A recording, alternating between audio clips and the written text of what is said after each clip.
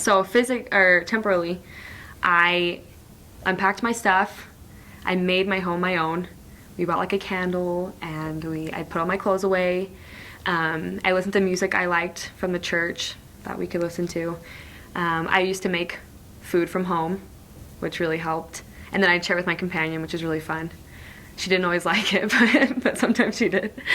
And then I just made sure that I made my companion my family.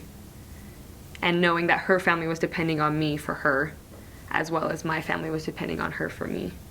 And so I made her my focus. And then spiritually, I remember just waking up every morning and feeling kind of down, and realizing I was still in Mexico and totally out of my comfort zone. And I would pray really hard that the Spirit would be with me, and that I could feel it, and that I could share it.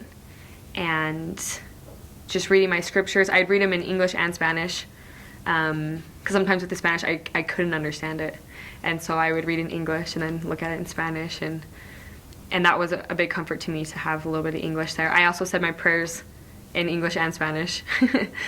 But I think spiritually you just learn to rely on the Lord completely, because it's just you.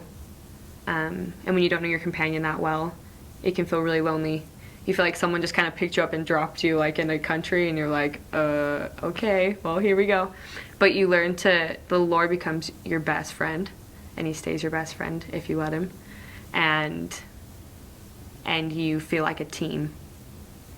And then that's when you realize that you're not alone. And that's when you realize that you can do very hard things, because you have him always.